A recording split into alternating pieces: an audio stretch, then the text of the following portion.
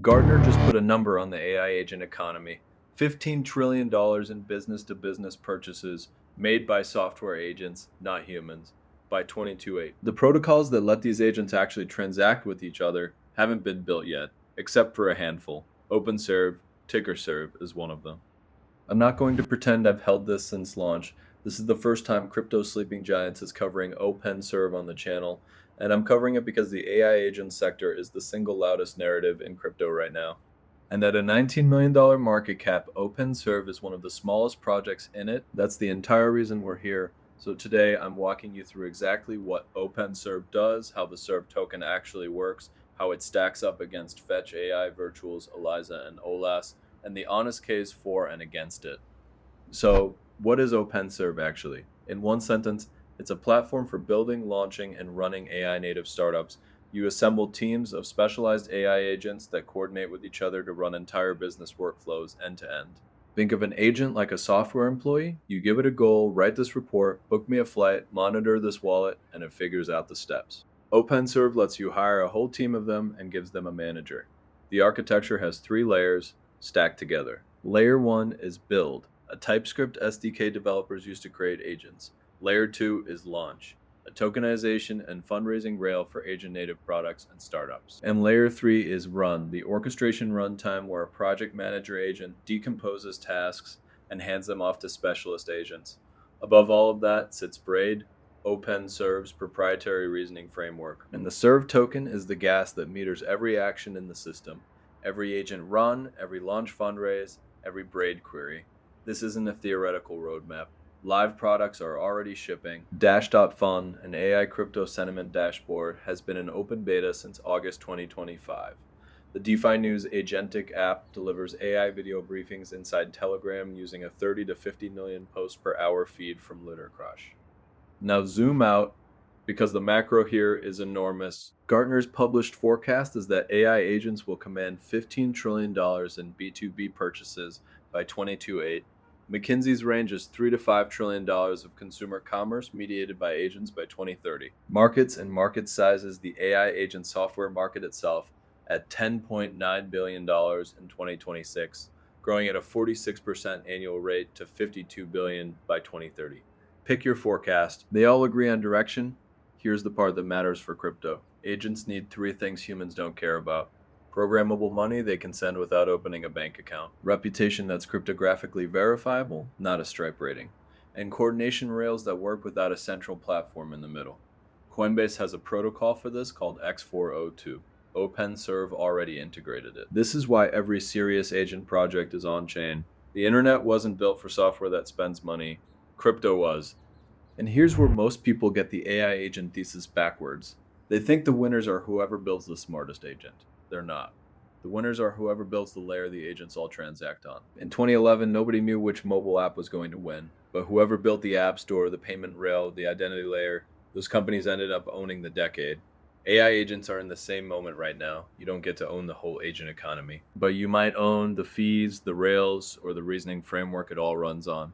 That's the bet OpenServ is making. Not that they'll build the best customer service agent, but that every agent team, no matter who built it, ends up paying SERV for coordination, reasoning, or hosting. It's the same bet Ethereum made against individual dApps. Whether that bet is right at $19 million of market cap, that's the thing to think about. Let's go into the product stack, because this is where OpenServ actually differentiates, and it's also where the skepticism lives. The build layer is the SDK on GitHub, 130 stars as of this recording, last commit February 2020s. Small, but active. The orchestration layer is what the team calls the project manager pattern. One lead agent breaks a goal into subtasks, assigns each subtask to a specialist agent, and merges the outputs. Framework agnostic. A TypeScript agent can collaborate with an agent written in any other stack as long as it implements the OpenAPI interface. Sitting on top of that is BRAID. BRAID is OpenServ's proprietary reasoning framework. The team claims it delivers more than 70 times cost reduction versus running a standard large language model directly. And they recently shipped a model called SERV Nano, which the team says outperforms the latest GPT release on their benchmark. Here's the honest caveat. Both of those claims come from OpenServ's own blog. There's no independent third-party benchmark yet. The Neol partnership, announced in January, is specifically designed to stress test BRAID in regulated enterprise environments with a case study due in Q2. So, credible direction, verification pending. So what can you actually do with this today? 3 concrete workflows. 1. E-commerce. A small Shopify store hires a team of 4 agents. A customer service agent handles tickets. An inventory agent watches stock and triggers reorders. A pricing agent monitors competitors and adjusts prices in real time.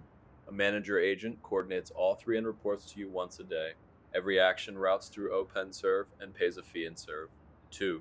Crypto trader. This one's already live. Dash.Fund surfaces real-time sentiment, price, and project updates. The DeFi News Telegram bot delivers 1 to 3 minute AI video briefings on any topic you ask for. You can chain a trading agent on top of it via the SDK that monitors signals and flags entries. 3. Content creator. Built inside the drag and drop agentic app lab, a research agent pulls trending topics from LunarCrush, a script agent writes a first draft, an edit agent cleans it up. You specify the topic, the agents hand tasks off to each other, and a finished script shows up. You can then resell that workflow inside an alpha hub, a curated monetization space, and take a cut every time another creator runs it. That's the loop. Build once, rent out forever. Now let's stack OpenServ against the rest of the AI agent sector honestly.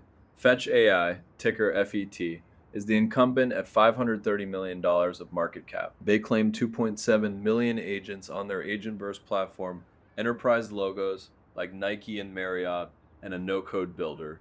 They're the biggest, the slowest, and the most integrated. Virtual's protocol is the token per agent platform on Base, $445 million market cap.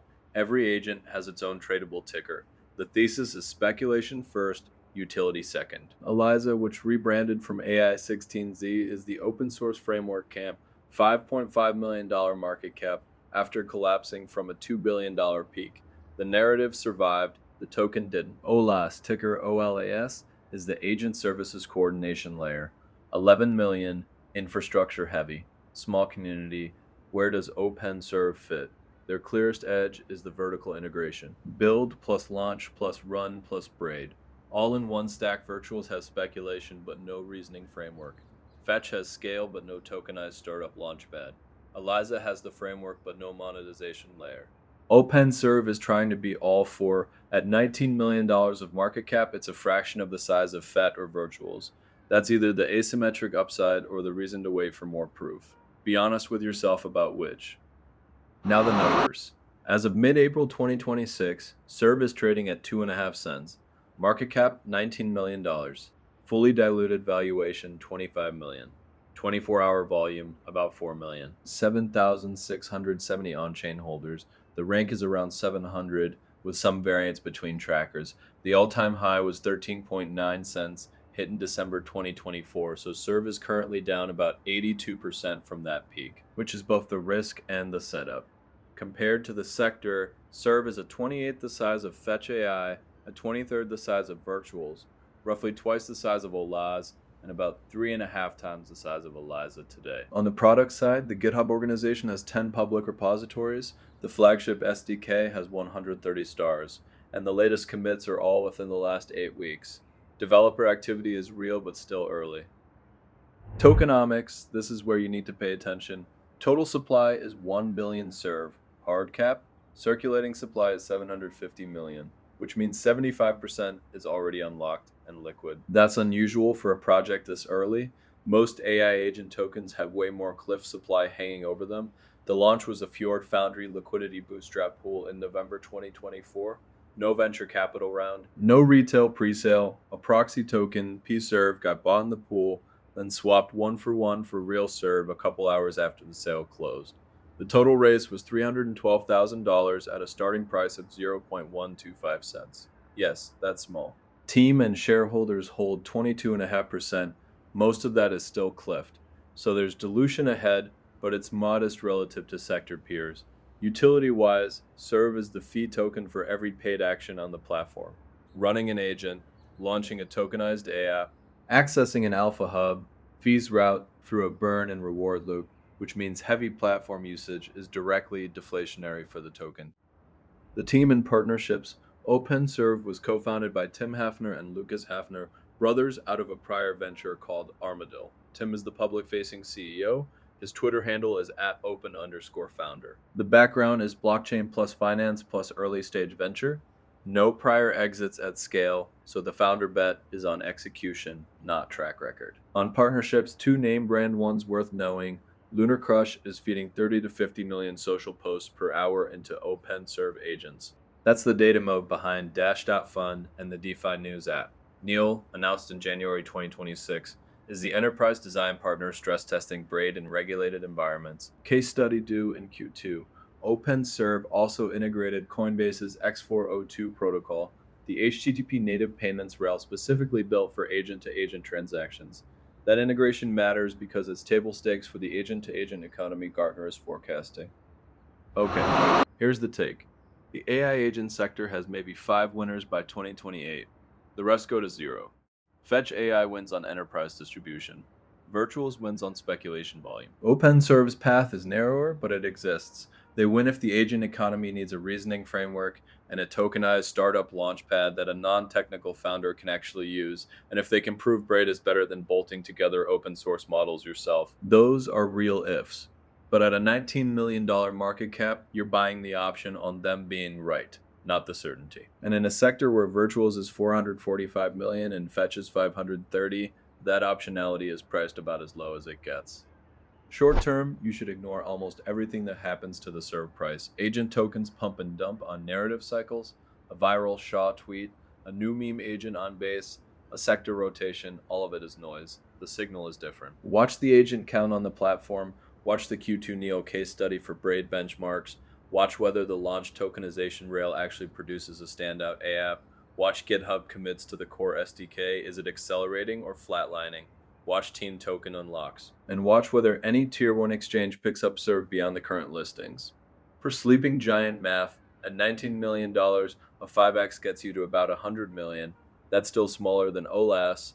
A 50x gets you at Fetch. None of that is a promise, it's just the shape of the opportunity if OpenServ delivers and the sector stays hot. My stake in the ground prediction, over the next 12 months, the gap between OpenServ and the bigger AI agent tokens closes, or it gets a lot wider. The Q2 Neo report is the first real piece of evidence either way. $15 trillion in agent purchases by 2028. That's the setup we opened with. OpenServ is a $19 million bet that at least some of that flow ends up raving through its rails. If you want more deep dives like this, hit subscribe. I put out long-form research on mispriced crypto every week. The receipts are on Twitter at CryptoSGiants. Instagram, TikTok, and my affiliate links are in the description. This is not financial advice. Do your own research. I'll see you in the next one.